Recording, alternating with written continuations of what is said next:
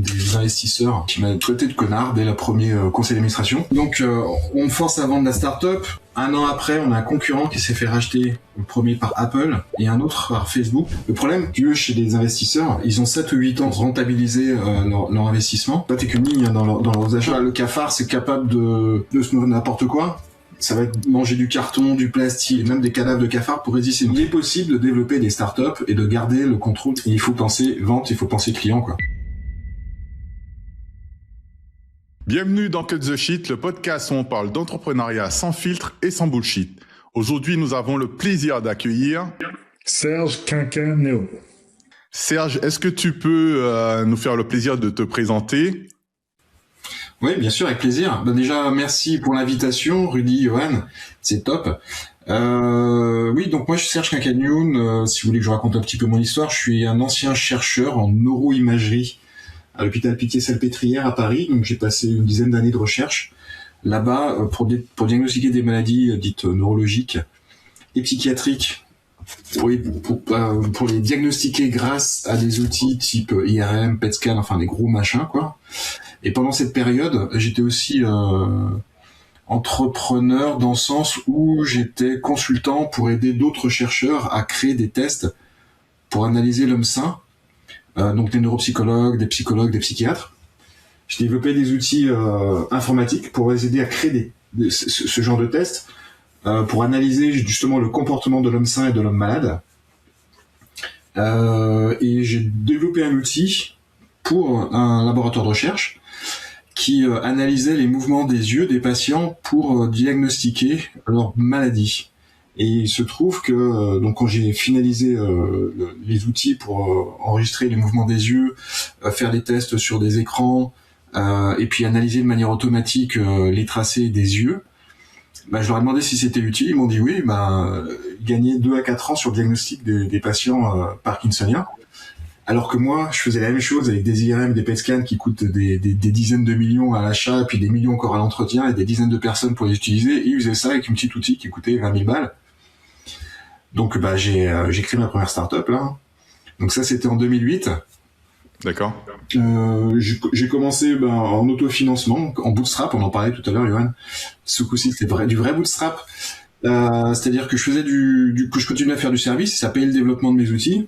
Et puis j'ai fait HEC, et puis je suis passé par un incubateur, et tout le monde levait des fonds, donc je me suis dit je vais faire pareil, je vais lever des fonds. Et j'ai mis le doigt dans un truc un peu bizarre, puisque les premiers entrepreneurs qui sont rentrés, ils m'ont dit, investisseurs, ils m'ont dit là il faut arrêter toute l'activité qui rapporte des sous pour se concentrer sur le développement du produit, ce que j'ai fait en bon chercheur qui suit les ordres des gens.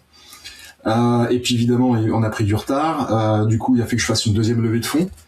La deuxième levée de fonds, il y a un des investisseurs qui m'a traité de connard dès le premier conseil d'administration.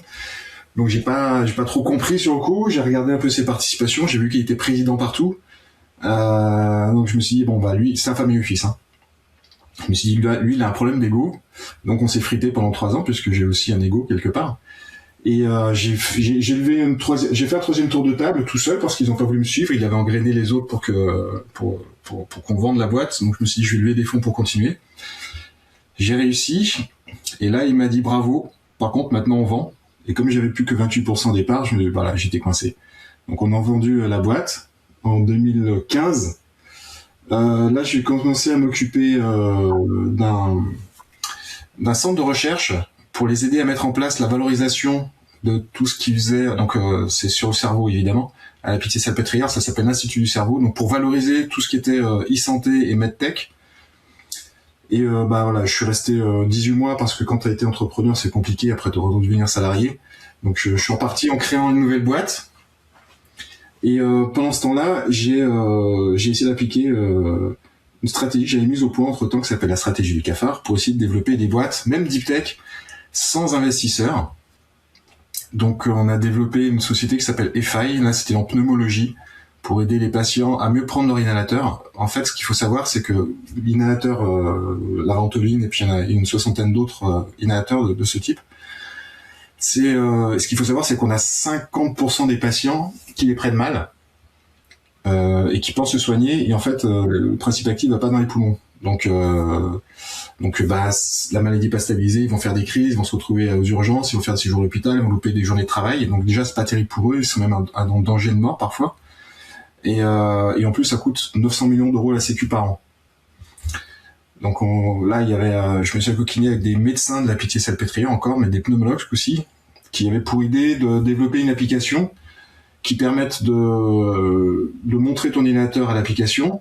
Elle te dit étape par étape avec des vidéos comment le prendre, et pendant que tu le prends, elle te filme, elle enregistre les sons et elle te dit si tu as fait des erreurs et où est-ce que tu as fait des erreurs. Et donc là on a développé l'outil. On a mis 4 ans à mettre sur le marché, mais pendant ces 4 ans j'ai réussi à faire 1,2 million de chiffre d'affaires, ce qui a permis de récupérer des subventions et de développer l'outil, d'arriver jusque sur le marché. Bon là j'ai revendu mes parts, c'était en 2024, à mes associés, parce qu'ils voulaient lever des fonds et que moi j'avais pas envie. Et depuis je fais plus que m'occuper donc d'entrepreneurs qui veulent développer leur boîte et qui veulent pas perdre le contrôle vis-à-vis d'investisseurs. Et voilà, je fais ça à travers avec la stratégie du cafard, et le groupe s'appelle le monde des cafards. Donc on est une 60aine actuellement, et on continue de grossir en nombre, avec tous ces gens qui veulent garder leur liberté, on va dire. Serge, moi je te suis depuis longtemps sur LinkedIn, donc déjà un plaisir de t'avoir avec nous. C'est notre premier podcast à distance. Alors pour les gens qui sont pas fans de Fallout ou d'autres essais nucléaires, est-ce que tu peux nous expliquer pourquoi tu as choisi le nom stratégie du cafard, parce que a priori c'est pas le truc le plus attractif, le plus sexy que l'on puisse sortir lorsqu'on va essayer de choper des entrepreneurs. Ouais, je suis d'accord avec toi, c'est pas du tout sexy, surtout, comparé à la licorne, ça n'a rien à voir, c'est l'exact opposé, mais quelque part, il faut avoir un certain sens de l'humour pour se dire cafard, déjà, donc ça sélectionne, je pense que ceux qui ont de l'humour, sont les plus intelligents. Alors pourquoi ? Justement, quand j'ai cédé ma première société qui s'appelle iBrain en 2015, j'étais un peu fatigué de cette bataille avec un des investisseurs, et d'avoir tiré cette boîte tout seul, sans l'aide des investisseurs les derniers temps en tout cas. Et je suis tombé sur un article d'une dame qui s'appelle Katerina Fake, donc qui est une américaine de la Silicon Valley, qui a créé, je sais pas, vous connaissez peut-être pas, vous êtes un peu jeunes les garçons, mais Flickr, qui est une application de photos qui a été développée dans les années fin des années 90, qu'elle avait revendu à Yahoo à l'époque où Yahoo était grand, beaucoup plus grand que Google. Et elle avait aussi créé une autre application, donc les deux, elle les a très bien vendues, elle est devenue après un gourou de la Silicon Valley. Et elle avait écrit un article sur lequel je suis tombé sur LinkedIn, où elle expliquait que les crises économiques sont cycliques. D'ailleurs, on en a vu une, on en vit une encore. Donc, reviennent régulièrement.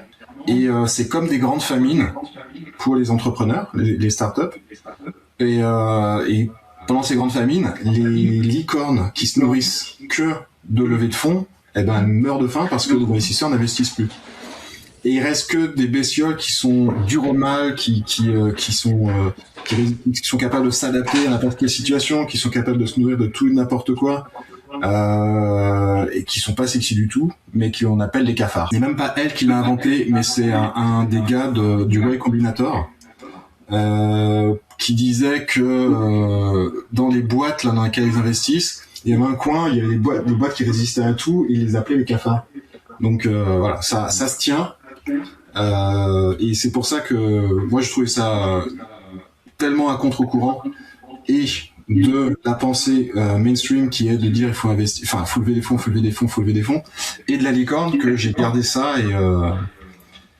Et après, je t'avoue, c'est vrai que parmi les mecs de la communauté, les entrepreneurs de la communauté, il y en a qui ont vraiment du mal à s'appeler cafard. Il y en a qui sont dégoûtés par ces bestioles, mais voilà.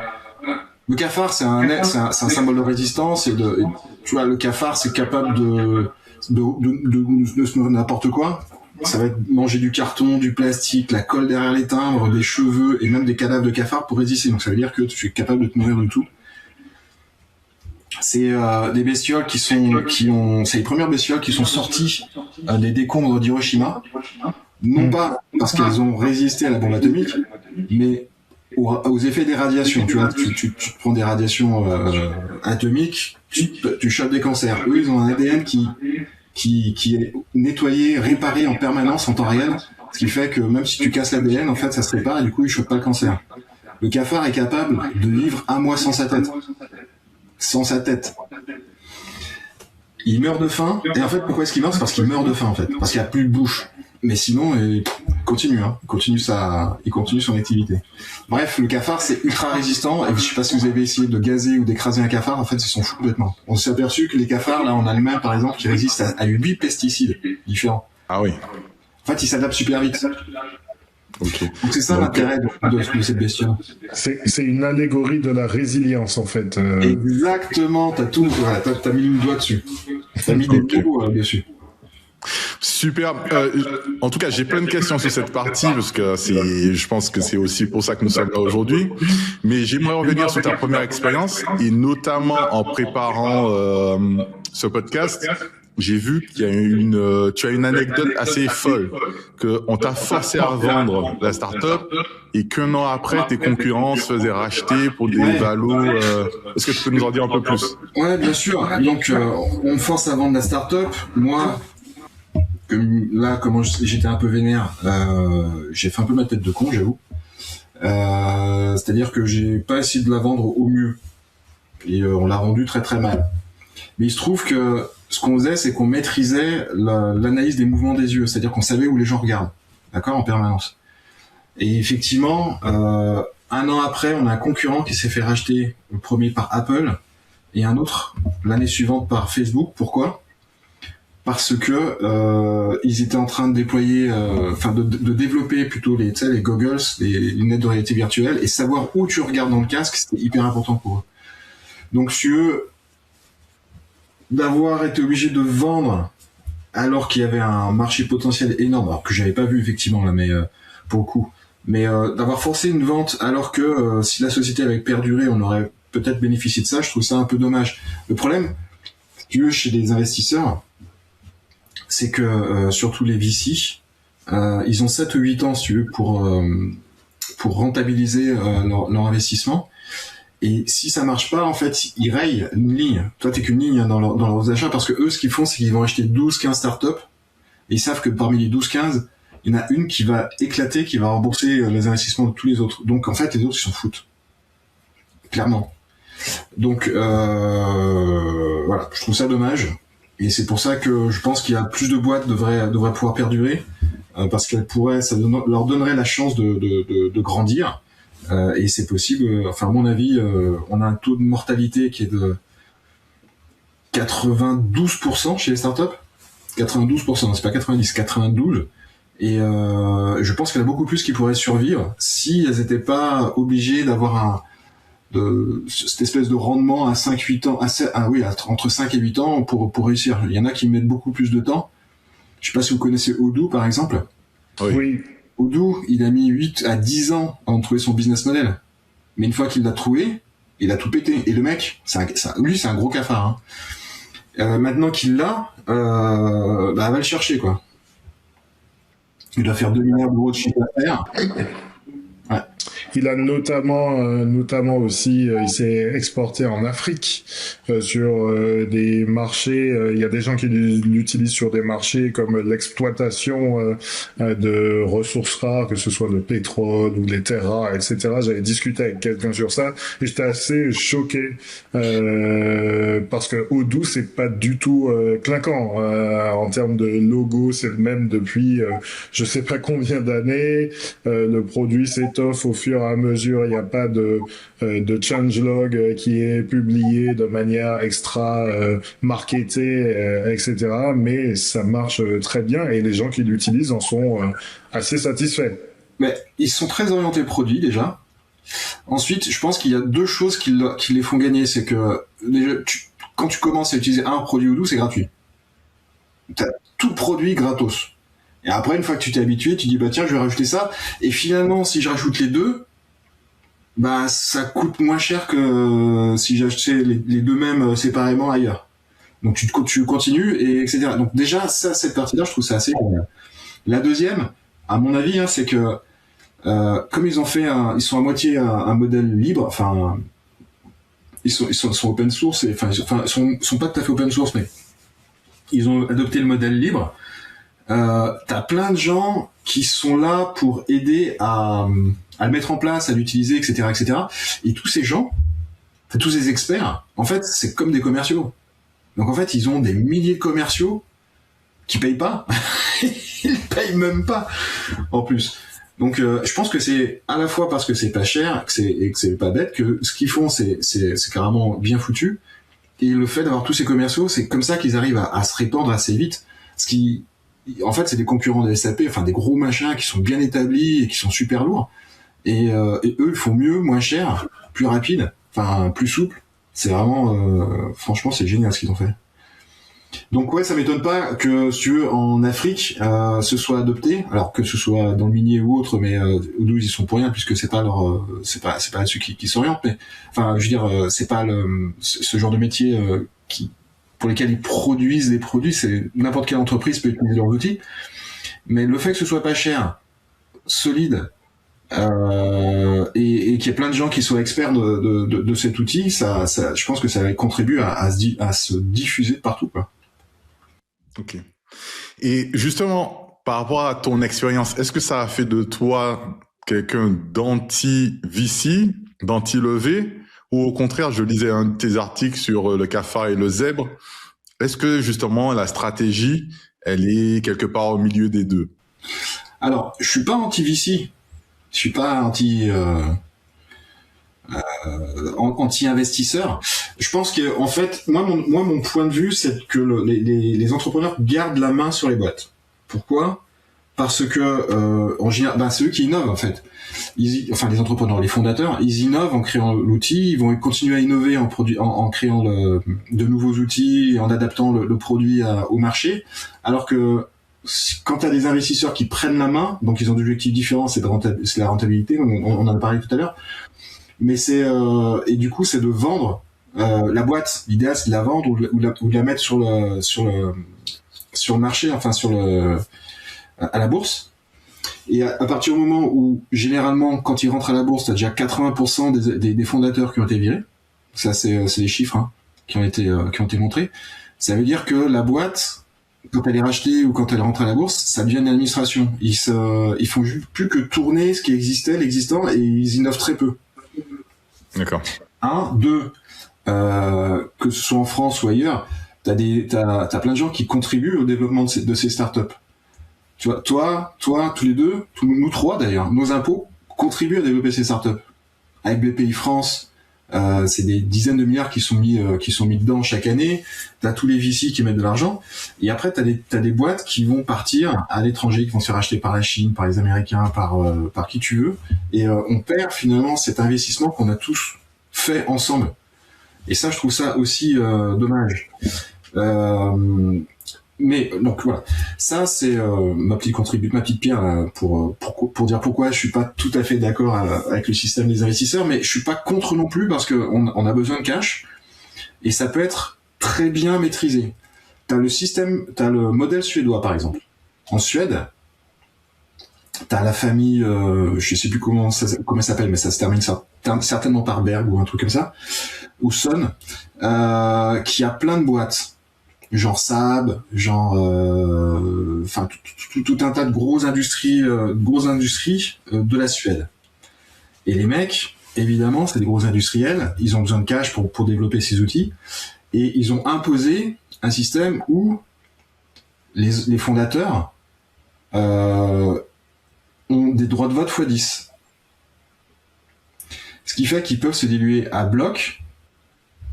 Ils gardent la main sur le contrôle de l'entreprise. Les investisseurs sont contents, ils récupèrent quand même des sous. Mais ce qui est bien, c'est que du coup en Suède, c'est passé dans la culture même des startups où tu vas avoir comment elle s'appelle cette start-up là qui fait de la musique, Spotify. Exactement, Spotify. Ils sont hyper dilués, mais ils ont exactement le même système. C'est-à-dire toutes les startups en fait quasiment ont ce système où les fondateurs ont un droit de vote x10. Ce qui fait qu'ils peuvent se diluer beaucoup sans perdre le contrôle. Et là, donc l'argent permet de développer la boîte. Les investisseurs peuvent repartir avec leur plus-value à un moment donné parce que Shopify est rentré à la bourse aux États-Unis en gardant ce système. Et ce qu'il faut voir, c'est que Shopify, donc c'est un gros cafard, mais t'en as d'autres de très gros dont on se doute pas que ce sont des cafards. Google, Meta, ils ont exactement le même système. C'est-à-dire que Zuckerberg d'un côté, Sergey Brin et Larry Page de l'autre, ils ont encore le contrôle sur leur boîte. Pourtant, ils ont levé des milliards. Oui. Ils ont levé des milliards et ils sont encore, et ça a permis de développer quand même des boîtes qui fonctionnent bien, quoi. Donc, grâce au lever de fonds. Mais, les entrepreneurs ont pu garder la main sur le contrôle de la boîte. C'est pour ça que je te disais tout à l'heure que le bootstrapping, c'est une méthode pour les cafards, mais c'est pas la seule. Il y a d'autres méthodes, donc c'est celui-ci pour arriver à se financer. Et moi j'en ai relevé une petite dizaine d'autres qui permettent de récupérer du cash, de développer la boîte sans que les fondateurs perdent le contrôle de la société. Alors moi, il y a plusieurs choses dont tu as parlé sur lesquelles j'aimerais rebondir et que j'aimerais creuser avec toi. Le premier sujet, c'est que tu as évoqué le modèle des VC, mais on n'a pas expliqué pourquoi ça fonctionne comme ça. En gros, un VC, l'investisseur, l'argent ne vient pas directement de lui. Il y a une collecte qui est faite auprès des LPs. Ces LPs placent l'argent dans Qu'est-ce qu'un LPs vous dit? Oui, mais c'est des partenaires, soit des associés qui acceptent de participer à la collecte du fonds pour une période donnée, qui s'attendent à un certain niveau de rentabilité. En plus, le fonds doit faire sa marge pour ses frais de fonctionnement et aussi sa performance. Et derrière, du coup, il y a une création de véhicules spécialisés qui sont créés pour une durée, en général, en France, c'est 10 ans. Ce qui fait que pour tout nettoyer, vu qu'on est assez lent administrativement, c'est, comme tu dis, entre 5 et 8 ans le fonctionnement. Donc on a la première phase de collecte auprès de ces LPs. Ensuite, on a la sélection. On crée, je passe la partie où on a une thèse d'investissement, on fait son manifeste, mais après on va chercher tout un tas de candidats. Donc là, on alimente le pipe, on choisit les bons candidats. Parfois, il y a des candidats qui arrivent dès le départ et on ouvre le fonds avec des startups un peu emblématiques. Si par exemple je lançais un fonds 2023 et que je pouvais avoir Mistral dès le début, ça me permet après d'avoir plein de decks qui arrivent sur mon bureau. Et puis je continue d'investir dans les 2 premières années en général. Et puis parfois il y a des startups qui arrivent un peu tard sur lesquelles on a envie d'investir. Mais en fait, la durée du SPV, du véhicule d'investissement, ne va pas changer. Et donc, je sais pas si c'est ce qui t'est arrivé, mais dans les faits, la société peut ne pas te laisser de temps. Tu peux avoir encore moins de temps que les autres pour te développer parce que tu es arrivé un peu tardivement dans cette phase d'investissement, puisqu'après, il y a une phase de gestion et on sort, il faut faire un exit. Et c'est un sujet qui rejoint le second dont tu as parlé sur la Suède, c'est que en France, il y a 2 sujets, c'est que les exits sont un peu faibles.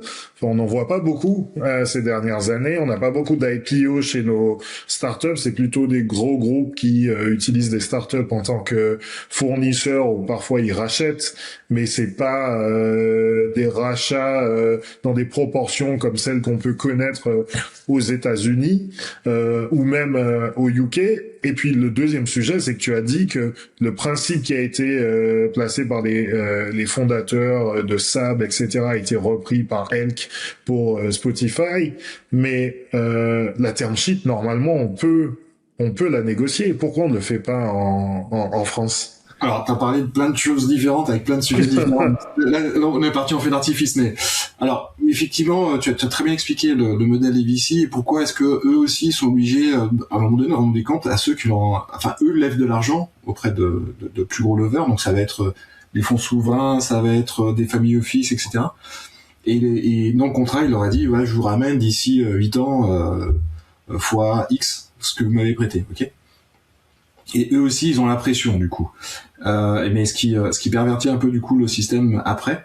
Alors pourquoi est-ce qu'on le fait pas en France? La question est excellente. Elle est tout simplement parce qu'on n'est pas habitué en France. C'est pas un système auquel on est habitué d'utiliser. Aux États-Unis, c'est utilisé. En Suède, c'est utilisé. Dans d'autres pays, c'est utilisé. En France, pas. Même s'il y a une loi qui est passée, alors il y a pas longtemps, 2022-2024, qui autorise maintenant aussi dans les SA à la bourse d'avoir les fondateurs avec des voix avec des voix qui ont des actions qui ont plus de voix que les autres. Mais c'est arrivé que très tardivement et aussi notamment parce que tu avais des boîtes qui partaient à l'étranger pour pouvoir en profiter de ce système. Donc c'est pas dans la culture pour le moment. J'espère que ça va se développer et j'espère que ça va arriver. Donc c'est juste une histoire de culture à mon avis, pour répondre à ta question. Après, il y a d'autres manières d'arriver à se financer grâce à des investisseurs sans te diluer, j'allais dire dissoudre. Non, diluer, c'est quand même moins fort. Par exemple, j'ai discuté avec le dirigeant de Partout. Comment il s'appelle déjà? Thibaut. J'ai oublié son nom. Ils sont 3 Thibaut chez Partout, à la direction. Mais eux, ils ont utilisé une autre manière de faire, qui était au départ, au lancement de la société. Donc Partout, vous connaissez? C'est cet agrégateur qui permet, quand vous cherchez par exemple une épicerie sur Internet, vous allez tomber soit sur Google Maps et puis vous allez avoir les horaires. Et puis si vous allez sur Facebook, vous avez aussi les horaires, etc. Eux, plutôt que qu'on se disperse à aller chercher, en tout cas à mettre à jour les horaires sur toutes les plateformes, eux ils ont rassemblé, ils ont fait un hub pour que par ce hub on puisse mettre à jour toutes les plateformes en même temps. Puis après ils ont travaillé la même chose sur les avis des clients, puis il y a tout un tas de trucs. Donc, bref, c'est leur métier. Eux ont eu un BA au départ, grosso modo, qui à la création de la société, qui à un moment a voulu partir. Et en même temps, eux ils sont développés en bootstrap après le BA. Donc on appelle ça du seed strapping. Seed strapping, ouais. Voilà. Donc ils ont travaillé comme ça et à un moment donné, donc le BA veut partir, forcément, c'est normal. Et puis il y avait aussi des personnes qui avaient des actions, qui bossaient, et qui voulaient partir à ce moment-là. Et ce qu'ils ont fait, c'est qu'ils ont fait revendre les parts de ces personnes à Webedia. Webedia qui est un gros machin, on va dire, dans les médias, surtout sur le web, qui appartient à Marc-André de la Charrière, qui est une des grandes fortunes de France.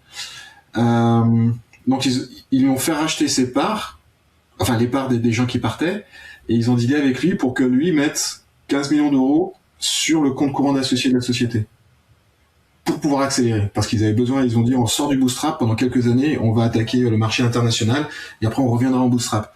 Mais ça leur a permis d'accélérer. Ils se sont pas dilués en fait, parce qu'ils ont juste revendu des parts de gens qui avaient investi au départ, mais ils ont récupéré 15 millions d'euros qu'ils pouvaient utiliser à leur guise. Et alors, pas gratuit, c'est comme si c'est quand on met de l'argent sur le compte courant d'associé, là en l'occurrence c'est de l'argent qui rapportait de l'argent à Webedia, mais ça leur a permis d'accélérer. Donc ça c'est une méthode. Qu'est-ce que tu as d'autre? Tu peux avoir la méthode des JV, des joint ventures. Anatoscope, par exemple, qui est une société, alors je vais pas rentrer dans les détails, mais qui est dans le médical et qui a une technologie qui lui permet d'avoir plusieurs verticales dans le médical, en faisant des jumeaux numériques. Donc ils peuvent aller, ils maîtrisent en fait la reproduction des artificielle du jumeau numérique, des articulations.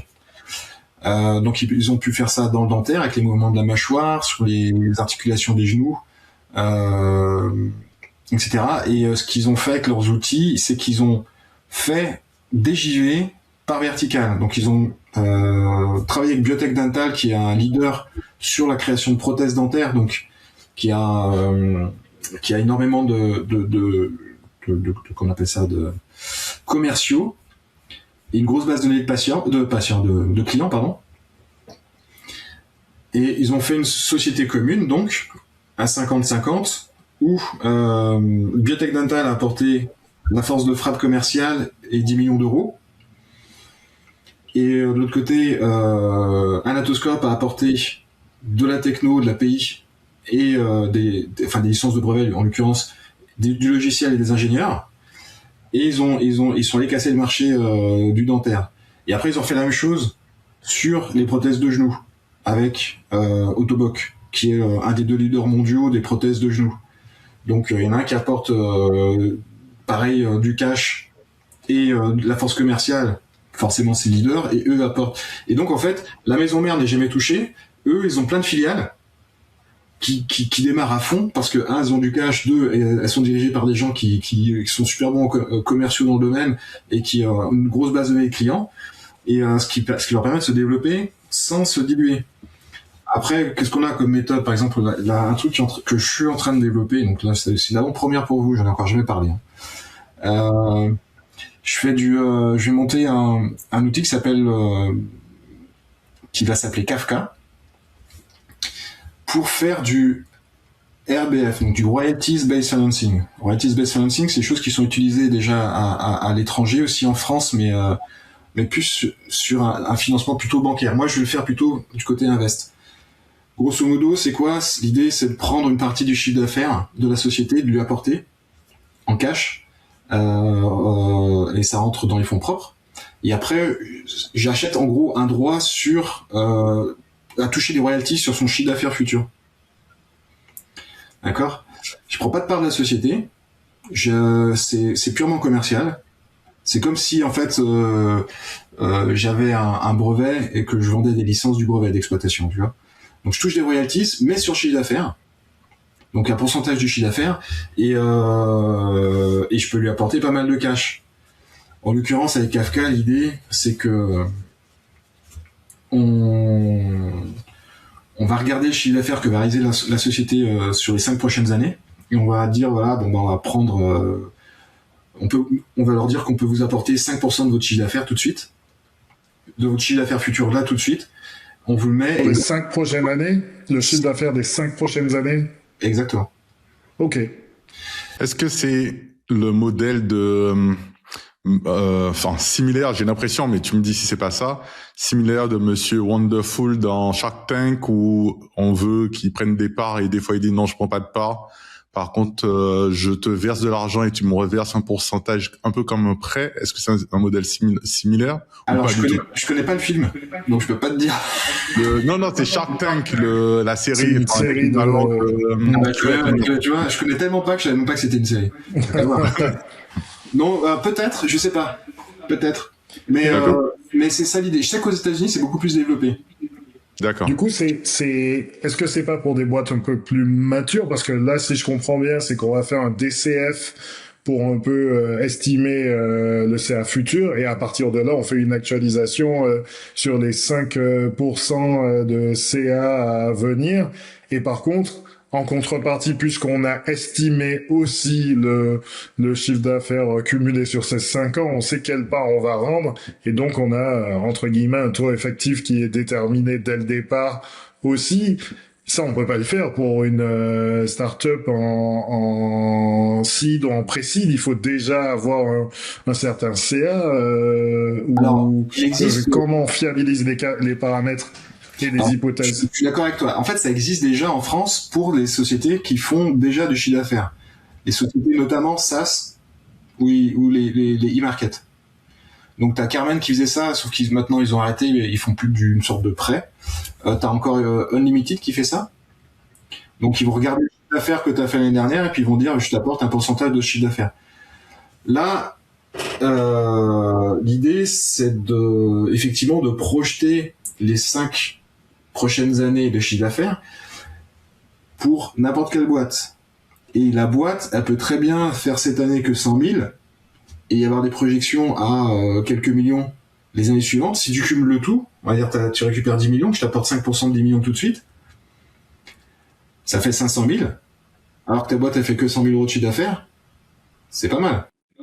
Oui. Moi, mon point, c'est côté investisseur, c'est comment il se sécurise sur, justement, si on se dit une boîte qui fait 100 000 aujourd'hui, comment il se sécurise sur le fait que ces 10 millions-là, ils vont être effectivement atteints, et même s'ils sont pas atteints, on a assez de CA pour rembourser. Alors la survie à ce moment-là n'intéresse plus l'investisseur, mais au moins pour rembourser ces 500 000 plus peut-être les intérêts et pas avoir une déchéance du capital, quoi.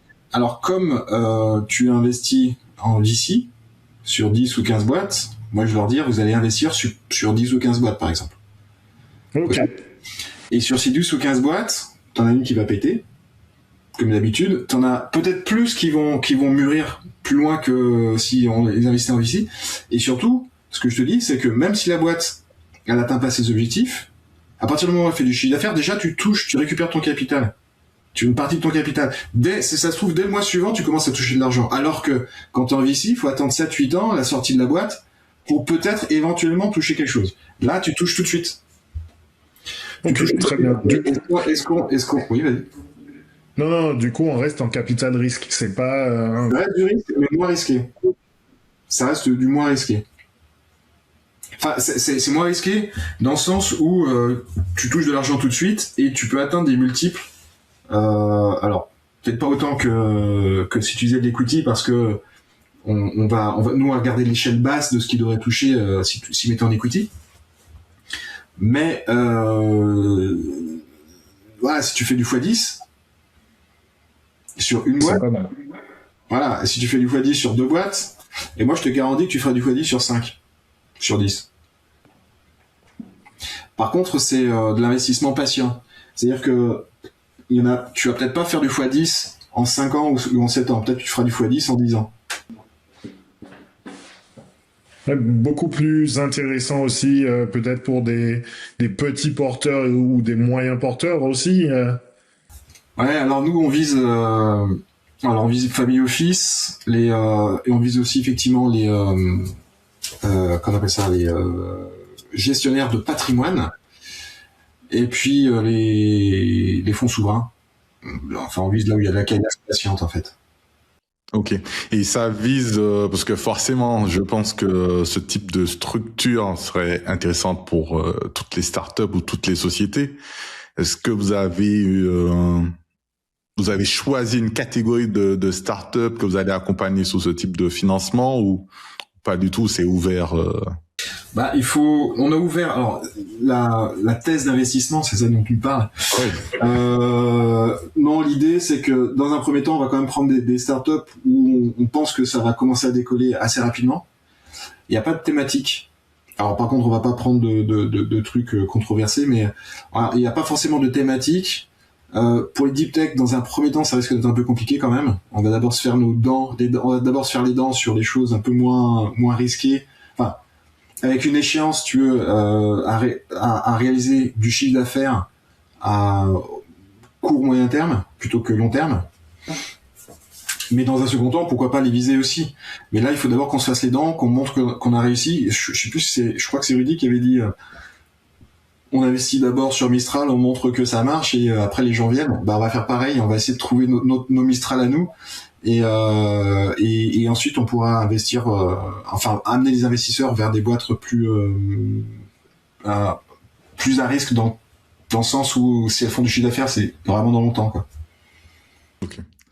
Et peut-être pour revenir un peu en arrière, pourquoi, j'allais dire en France, mais c'est pas en France, c'est partout.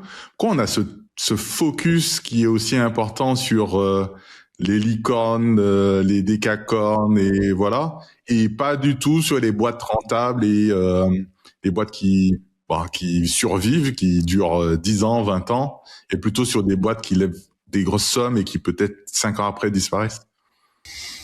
Alors ça, c'est une bonne question. Je pourrais pas vraiment te répondre, si ce n'est que peut-être que, tu sais, ça a été inventé aux États-Unis, grosso modo.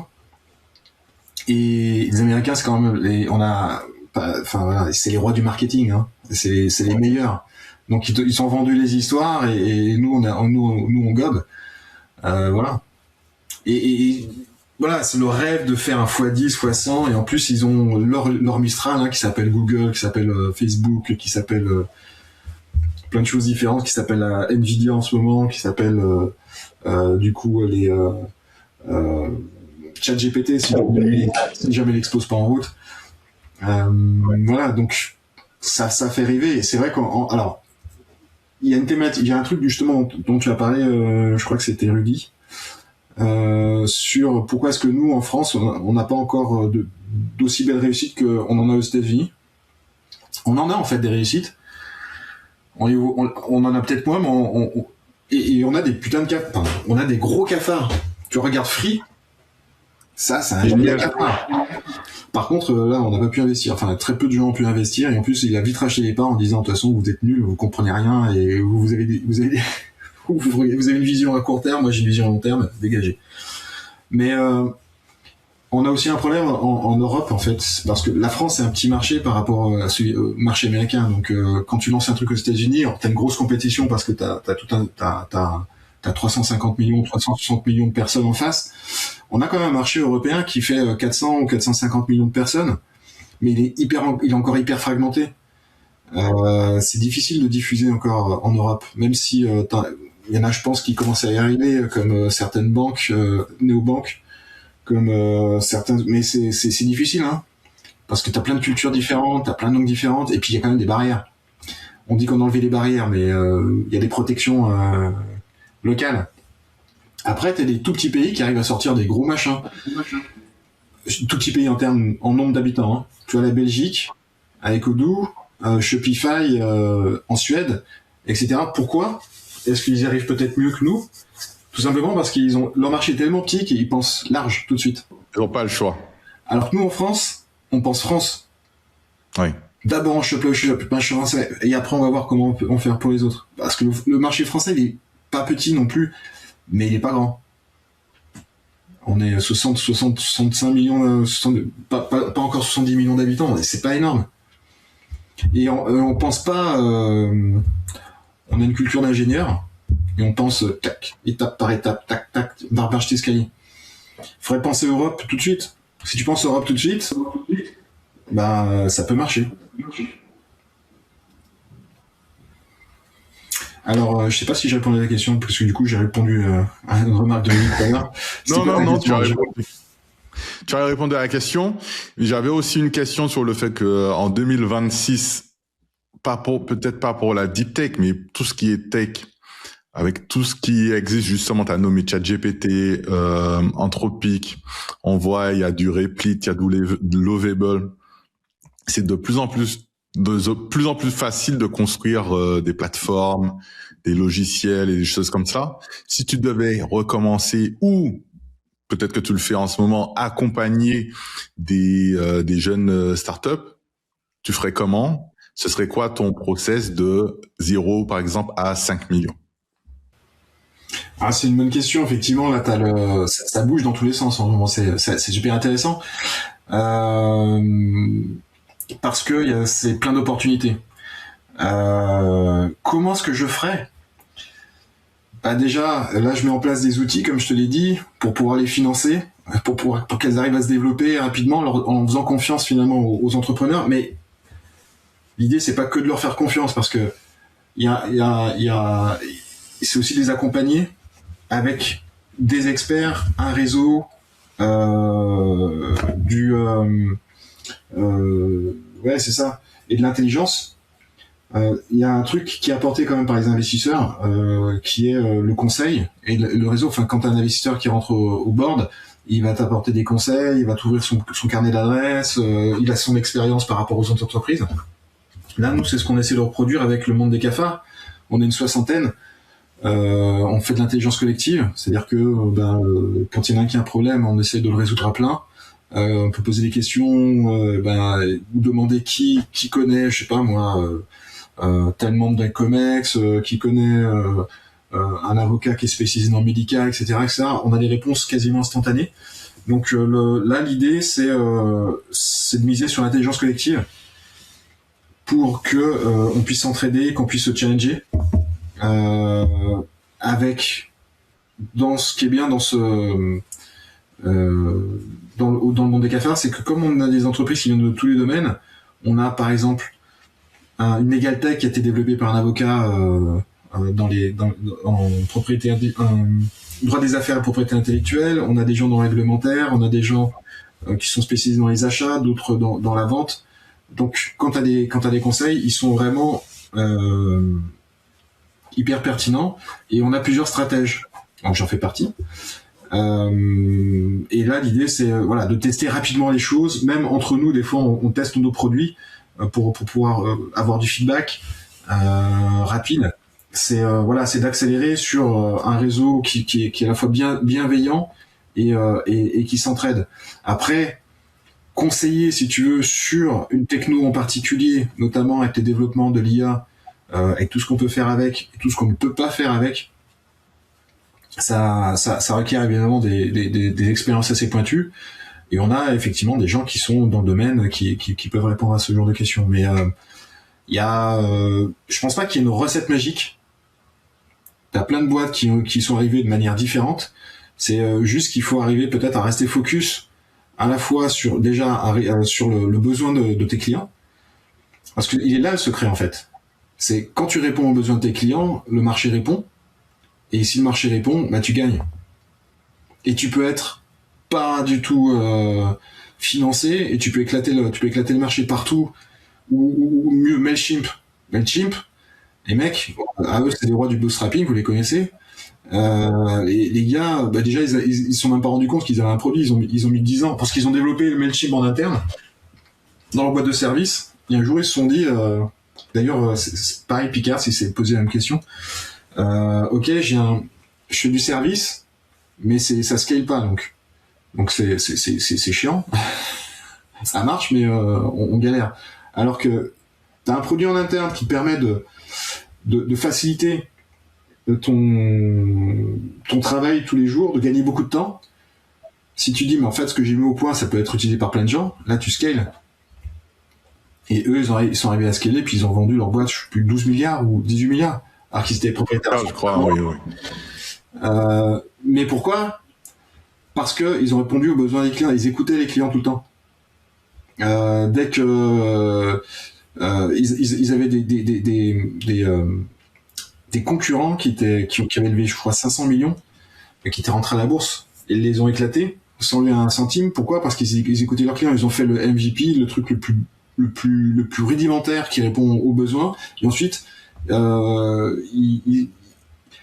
dès qu'un client disait ouais mais en fait il faudrait faire ci, il faudrait faire ça, hop, il le rajoutait, mais en fonction des besoins, pas de ce que. Le problème c'est que quand tu lèves beaucoup d'argent, c'est que tu veux rajouter plein de trucs, toutes tes idées, sans forcément le tester. Et comme tu as beaucoup d'argent, tu dis bah j'emploie du monde et je le fais. Sauf que tu t'arrives avec un truc qui est plus du tout ergonomique et qui répond même plus aux besoins du client. Donc t'as pas écouté le marché. Donc le secret c'est d'écouter le marché, quoi. Ok. Et j'ai vu que tu parlais de comment on peut appeler ça, recapitalisation.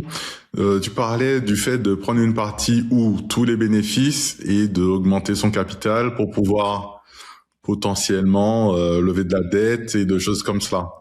Est-ce que ça fait partie d'une stratégie ou justement sur la partie financement, parce que nous sommes spécialisés sur la partie financement non dilutive.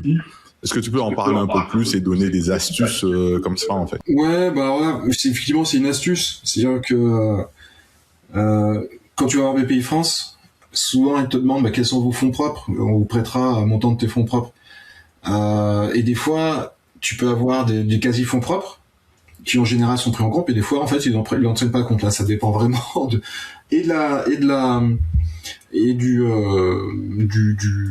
la subvention ou de l'aide, mais aussi de l'interprétation qu'en font l'antenne régionale, mais aussi de l'interprétation qu'en fait ton chargé d'affaires.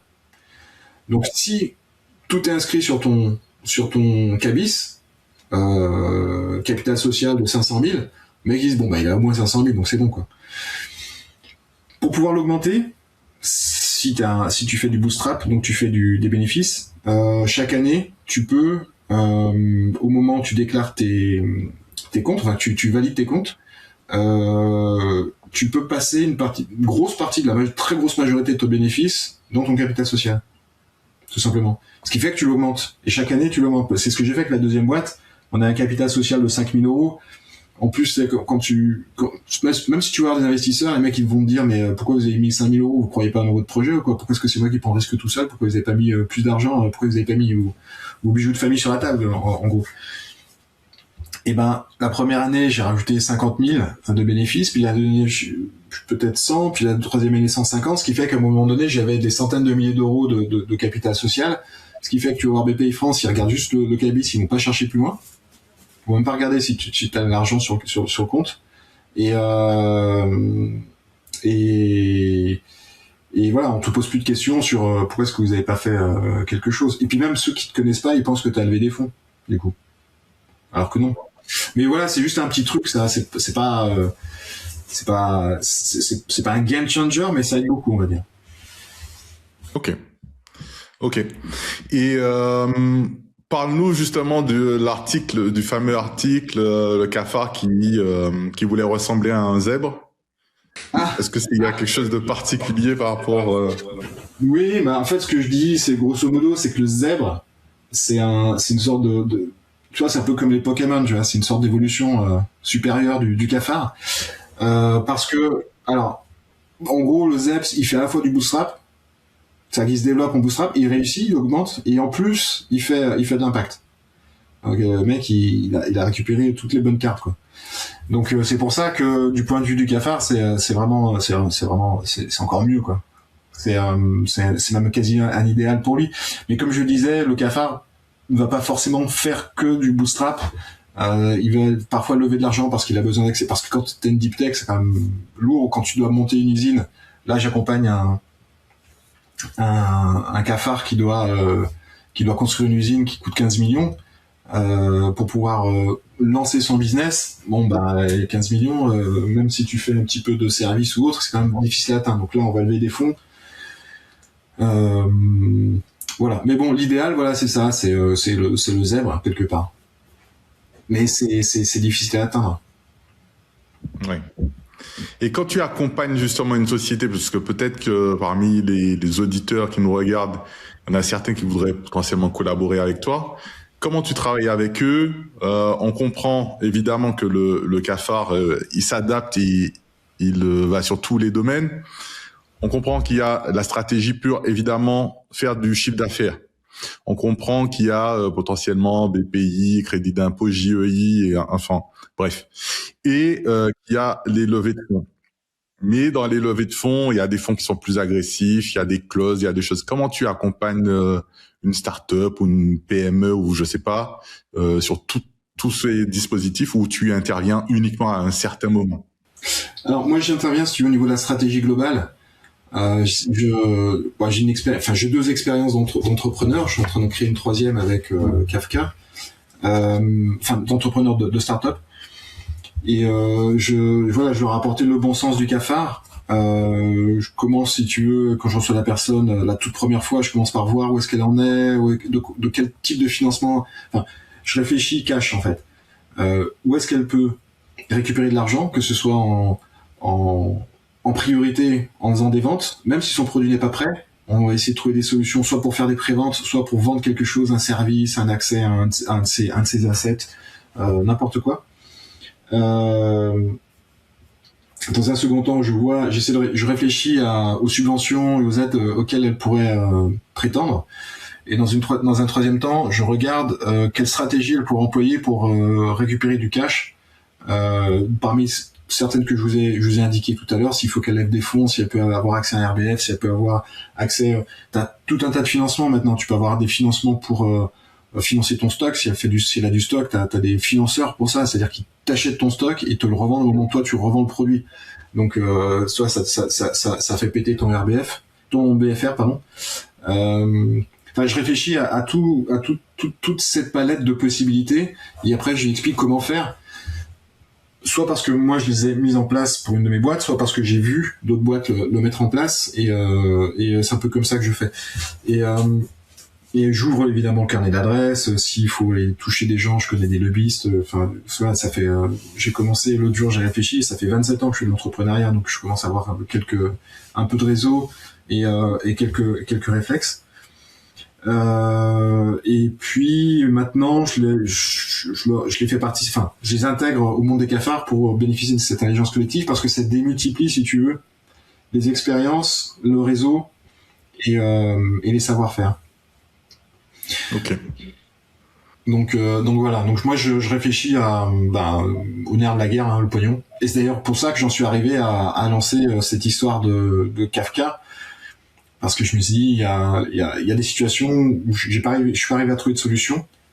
Et là ça peut vraiment faire effet de levier. Si tu arrives à renforcer tes fonds propres, après tu peux lever plus de subventions. Enfin tu rassures des banques, tu peux avoir des prêts, tu peux faire pas mal de choses, quoi. Ça fait un bon effet de levier.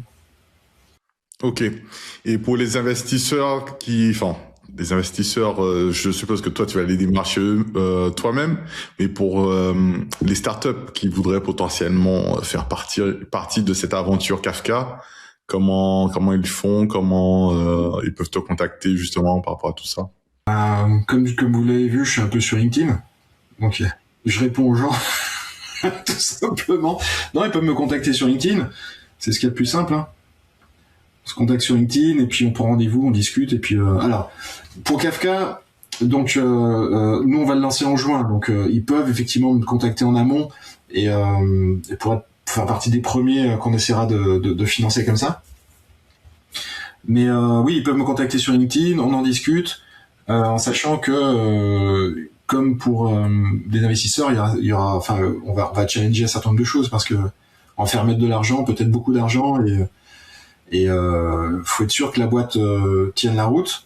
Et pour être sûr qu'elle tienne la route, je peux lui conseiller aussi de participer justement au monde des cafards, où elle va se conseiller, enfin on va être un peu plus sûr qu'elle va être plus solide, et on va voir comment est-ce qu'elle agit et comment est-ce qu'elle évolue, quoi.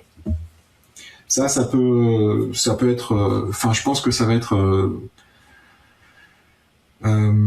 je dirais pas obligatoire, mais en tout cas un point très positif, si on voit comment elle évolue avant même d'aller chercher des investisseurs pour elle, quoi. Ok. Est-ce que tu aurais un mot de la fin, ou est-ce que on t'a pas posé une question auquel tu aurais aimé développer un peu plus? Ah, mais vous m'avez posé plein de questions, là. Je m'avais pas idée, là. Vous m'avez drainé. Donc non, juste il est possible de développer des startups et de garder le contrôle de la boîte. Ça, je le dis, même si on développe des deep tech. La preuve, moi j'ai testé 2 deep tech. La première, j'y arrivais et en fait j'ai levé des fonds, j'aurais peut-être pas dû. Et la deuxième, je l'ai fait sans investisseur, ça a fonctionné. Donc c'est possible, dans n'importe quel cas. Et il faut penser vente, il faut penser client, quoi. Et puis s'ils ont besoin, ils peuvent lire la stratégie et ou me contacter, on peut discuter. Je suis accessible. Super. Woody, je te laisse avoir le mot de la fin. Le mot de la fin a déjà été donné par Serge. Moi, mon sujet, ce serait plutôt de dire que ce que je retiens, c'est qu'il n'y a pas que des fusées, il n'y a pas que des licornes, il y a aussi des cafards et des zèbres, et que on peut en France créer peut-être un autre modèle de financement, et puis un autre modèle d'entrepreneuriat stable avec de belles histoires. Donc on va continuer à te suivre sur LinkedIn pour voir comment tout ça se déroule, et puis on a envie aussi d'avoir les accomplissements, les achievements sur les cafards que tu accompagnes, et voir ce que ça donne sur le long terme. Mais en tout cas, merci beaucoup pour ton intervention, et on va te suivre d'extrêmement près. Merci Serge. Avec plaisir, merci Rudy, merci Johan pour l'invitation, et puis on se suit de toute façon. Oui. Merci à vous pour d'avoir regardé cet épisode. Si vous l'avez apprécié, n'hésitez pas à liker, à partager, et on vous dit à très bientôt. Merci. À très bientôt. Au revoir. Au revoir.